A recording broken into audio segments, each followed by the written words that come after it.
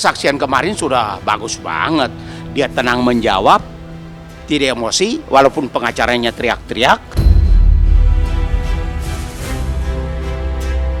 Sheila justru diserang dengan kasus Isa Siega yang tidak ada hubungan dengan perkara pemerasan. Kalau tidak dalam dakwaan, buat apa dibahas yang di luar itu? Seharusnya dia fokus membela diri.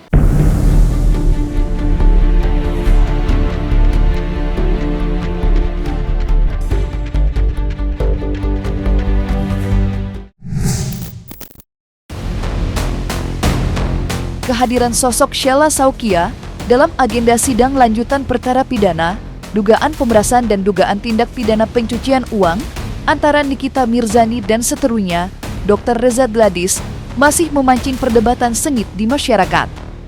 Beragam bentuk pro dan kontra, serta silang pendapat yang berjalan panas, semua tersaji pasca persidangan selesai.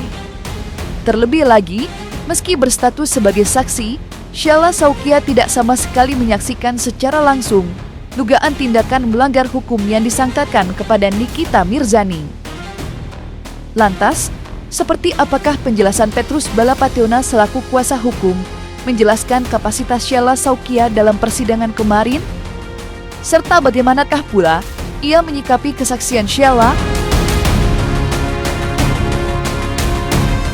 Kesaksian kemarin sudah bagus banget. Dia tenang menjawab, tidak emosi, walaupun pengacaranya teriak-teriak, bahkan maki-maki, sehingga hakim kan sempat bilang, pertanyaannya apa? Ya, pertanyaannya apa? Mau tanya apa? Ya toh, kan dia mengelaborasi dengan nada tinggi. Padahal kalau kita bersidang itu, elaborasi sebentar, poinnya udah ketemu, langsung pertanyaan. Tapi mengelaborasi dengan nada tinggi. Sampai kan hakim menyela toh, pertanyaannya apa? Itu cuman satu hal, persidangan itu terlalu gaduh. Ya, misalnya ada pendukung yang teriak-teriak, seharusnya hakim keluarkan itu. Hakim harus keluarkan karena mengganggu sekali. Dari segi pandangan hukum, ada kategori saksi, ada yang disebutkan saksi fakta, saksi adicat, dan testimoni de auditum ataupun saksi de auditu.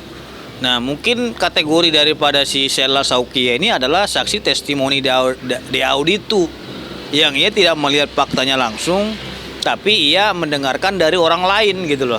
Memang ada pertanyaan itu, tetapi itu kan dia tidak melihat pengancaman. Kan hakim memastikan, kalau lihat ya tidak toh. Tapi dia mengatakan itu cerita Gladys. Jadi orang tidak harus langsung melihat perbuatan dalam ancaman, tetapi dari penuturan orang yang mengalami kan Gladys. Meski tidak menyaksikan secara langsung kejadian perkara, Sheila Saukia memang tidak jauh dari kisah dugaan pemerasan Nikita Mirzani. Ya, berulang kali selama proses hukum berjalan, Sheila bahkan berani menguak beragam cerita melalui media sosialnya. Salah satunya, ketika Sheila mengaku sempat menjadi korban dugaan pemerasan dari Nikita. Dan dalam persidangan kemarin, apa yang selama ini diucapkan Sheila pun dibantah dengan tegas. Baik secara langsung oleh Nikita, maupun lewat kesaksian Dr. Oki Pratama. Di mana mereka berdua sama-sama menegaskan kalau uang itu merupakan hasil kerjasama. Namun, kerjasama itu pun belum bisa dibuktikan lantaran tak ada dokumen asli yang menjamin. Jadi Sheila tampil itu sebagai salah satu saksi fakta bahwa modus yang dilakukan oleh Sheila dan kawan-kawan, maksudnya dengan Dr. Oki atau Ismail itu modusnya sama. Intinya dia meminta supaya bagaimana dia tidak mereview produk itu. Tentu ada uang tutup mulut yang menurut dia adalah untuk konten atau apa gitu. Padahal itu modus pemerasan. Dan kemarin Sheila sendiri sudah menjelaskan bahwa ada uang tutup mulut yang disampaikan oleh Dr. Oki. Dia pun ditindas. ditindas di depan majelis hakim yang terhormat, dimintain duta. Malah aku dimintain lagi duit, Mbak. Aduh, Mbak. Di pengadilan aku dimintain duit, mana bayar di depan katanya. Di situ aku udah astagfirullahaladzim. Hati aku udah astagfirullahaladzim. Udah, memang harap maklum aja ya. Gimana nih? Semangat Kak Sela.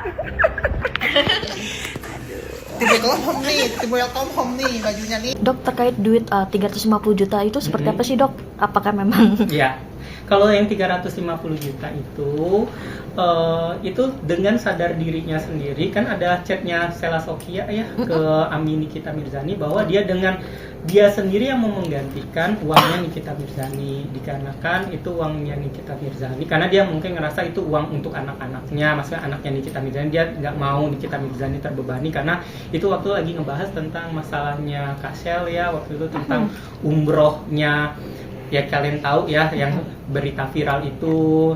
Menurut pengakuan Nikita Mirzani mengeluarkan uang itu untuk bayar lawyer untuk masalah itu, terus juga ada masalah demo, terus juga ada masalah untuk media lain-lain kayak gitu, untuk mengangkat kalau seandainya ini terjadi dugaan penistaan agama kayak gitu. Nah, ketika saya bercerita itu, saya nggak ada sama sekali minta uang ke Kak Sel ataupun, dan itu pun juga diakuin juga di chat juga dia mengganti sendiri kayak gitu. inisiatif dari kan ada kan SS? kalau bukti chatnya kan terlampir. Kita tunggu putusan hakim. Kalau hakim mempertimbangkan bahwa dia juga memeras SS, bukti suratnya sudah ada, putusan hakim itu. Jadi kita lihat saja. Kalau hakim mempertimbangkan keterangan SS bahwa modus operandi pemerasan itu bukan hanya dilakukan kepada Dr. Gladys, tetapi kepada SS, terbukti dengan keterangannya di depan persidangan, maka itu menjadi petunjuk SS juga bukan hanya memeras Gladys, dan itu bisa menjadi perkara karena putusan pengadilan menyatakan SS memeras NM memeras SS, begitu. Sementara itu, momen kesaksian Sheila Saukia di persidangan sejatinya sempat memanas. Tepatnya, ketika pihak kuasa hukum dari Nikita Mirzani terdengar jelas mencecar Sheila terkait perkara dugaan penistaan yang dilakukan oleh Isa Zega. Mengingat Sheila merupakan pihak yang memberangkatkan Isa Zega ke Tanah Suci, pihak Nikita pun habis memerondongnya dengan sederet pertanyaan. Sontak saja, hal itu pun membuat pihak kuasa hukum Sheila kecewa. Pasalnya, perkara yang melibatkan Isa Zega sama sekali tidak memiliki keterkaitan dengan persidangan yang sedang berjalan. Lantas, seperti apakah luapan kekecewaan Petrus Balapationa? Sheila sudah dalam kapasitas benar sebagai saksi yang mengalami sendiri peristiwa itu. Hanya sayangnya dalam persidangan, Sheila justru diserang dengan kasus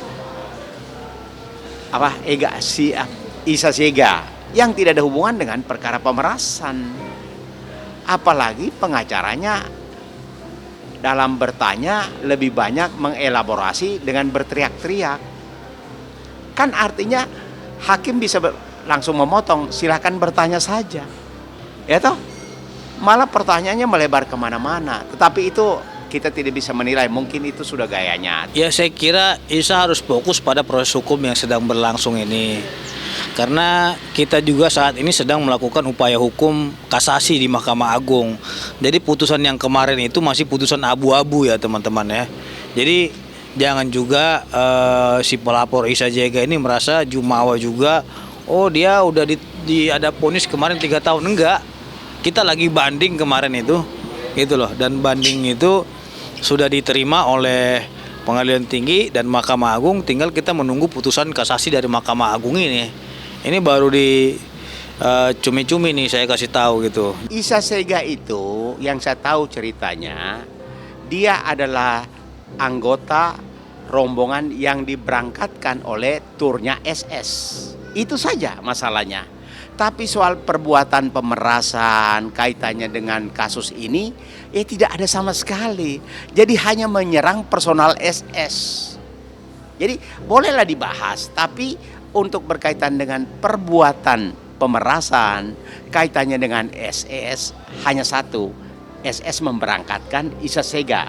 Tapi untuk pemerasan berkaitan dengan Nikmir atau pengacara yang menyerang SS tentang Isa Sega, sebenarnya hakim bisa memotong apakah ini ada dalam dakwaan. Kalau tidak dalam dakwaan, buat apa dibahas yang di luar itu? Seharusnya dia fokus membela diri. Selama huru-hara dunia skincare tanah air memanas, sosok Sheila Saukia memang selalu ada di tengah-tengahnya.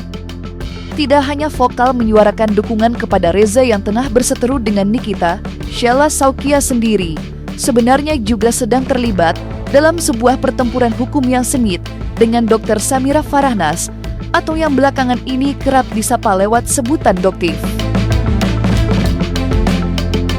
Di mana Sheila dan Doktif sudah saling membuat laporan polisi terhadap satu sama lain. Lantas, seperti apakah kesiapan Sheila untuk menghadapi ini semua? Serta sudah sejauh manakah pula proses laporan polisi yang dilaporkan oleh Sheila?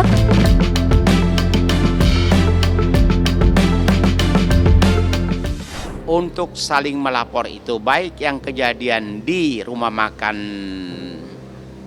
Nyonya Suwarti di Pulau Gadung, semuanya belum ada pemeriksaan kelanjutan. Memang laporannya kan sejak Januari.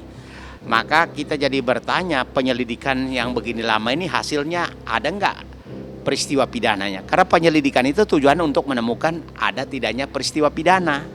Setelah adanya peristiwa pidana, masuk ke penyidikan untuk menemukan tersangkanya. Tapi sampai sekarang, ya, belum berjalan. Dan kalau toh berjalan, dari pihak SS tidak takut. Katakanlah postingannya si Doktif mengatakan perkara laporan dia naik ke penyidikan tentang pasal 27. Pasal 27 Undang-Undang IT tentang pencemaran. Ancaman pidananya 1 tahun. Silakan saja dia proses. Kalau dia bisa buktikan, ya. Karena keributan yang di Nyonya Suwarti itu kan ada sebabnya. Dia mereview produk yang katanya dia membeli belakangan pada waktu itu, tapi ketika disamparin untuk ditanya dari mana membeli, di mana membeli, dia malah tidak bisa menunjukkan. Itu kan artinya dia menyebarkan berita bohong kan. Lalu dicegat di situ sambil memanggil polisi, yang menurut dia dicegat itu dia dirampas kemerdekaannya. Padahal di tempat terbuka dan hanya tidak sampai 1 jam sampai polisi datang. Sudah kalian ketahui lihat bahwa beberapa seperti Sheila Saukia, Arif Afanda, Hardi Rukmana, siapa lagi? Fitra, suaminya, terus siapa lagi 5 aja ya? Siapa? Irfan yang diakui oleh Sheila sebagai manajer, itu mereka ngamuk-ngamuk ya. Irfan ngamuk, mungkin karena omsetnya juga turun, jadi marah banget sama Doktif ya. Untuk Irfan ya, kan kamu yang bilang ngata-ngatain Doktif pada saat tutup pintu mobil, itu kamu ya, Irfan ya. Jadi kamu yang mengata-ngatain Doktif, itu pun sudah Doktif laporkan. Selain kehadiran Sheila Saukia, terdapat pula satu momen lain dalam persidangan yang sukses menuai sorotan tajam. Yakni ketika amarah Nikita Mirzani meledak secara tiba-tiba pasca majelis hakim menolak permintaan ibu 3 anak itu untuk memutar sebuah bukti baru berbentuk rekaman suara. Di mana rekaman itu diduga berisi bukti bahwa Reza Gladys sudah mengatur jaksa dan hakim. Tentu, momen tersebut sampai ke telingan Petrus Bala Pationa.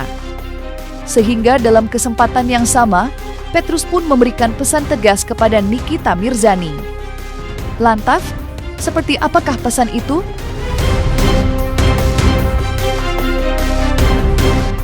Perkara ini sudah terang menderang, jaksa tidak perlu ajukan semua saksi dalam berkas perkara yang setebal bantal itu, karena dalam KUHP itu tidak semua saksi harus diajukan. Cukup beberapa saksi yang mendukung dakwaan, jaksa sudah bisa mengatakan tidak mau mengajukan saksi lagi. Sehingga biar giliran si Nikmir mengajukan bukti, termasuk misalnya yang kemarin dia teriak bahwa jaksa hakim menerima suap ada rekaman. Izin Yang Mulia, saya tidak membalik ketahanan Yang Mulia. Saya minta rekamannya diputar di muka persidangan Yang Mulia. Saya tidak membalik keputusan Yang Mulia. Saya minta diputar Yang Mulia. Yang Mulia yang terhormat, saya minta rekamannya diputar.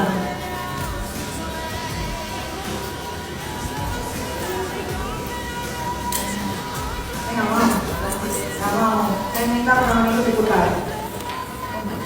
Tidak mau. Saya minta rekaman itu diputar.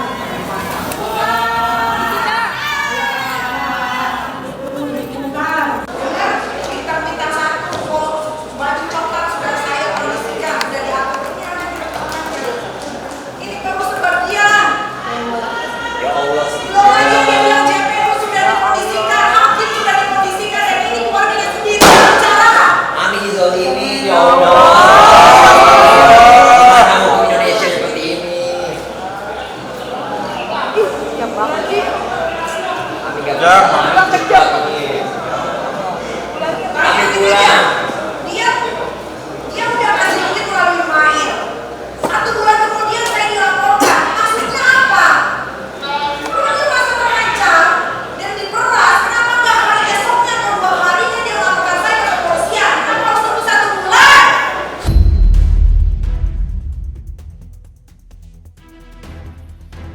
Itu sangat berbahaya buat Nikmir karena dia masih punya beban pembuktian. Itu suara siapa yang merekam, dan laboratorium mana yang memastikan bahwa itu suara hakim kah, suara jaksa. Kalau enggak, pihak-pihak yang dibawa atau disebutkan dalam rekaman Nikmir itu bisa balik menuntut pencemaran nama baik. Apalagi kalau sudah diviralkan, kena IT juga. Itu masalahnya. Mengenai Nikita Mirzani yang ingin mengajukan bukti,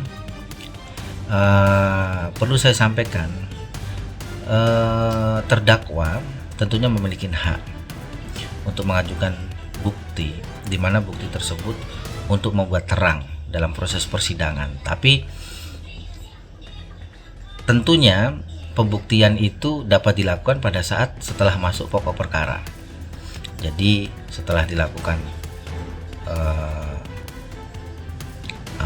pemeriksaan saksi-saksi,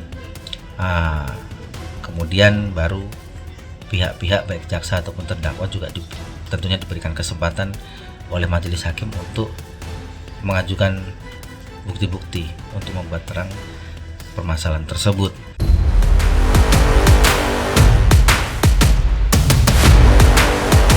Nah, selesai sudah Cumi Lovers.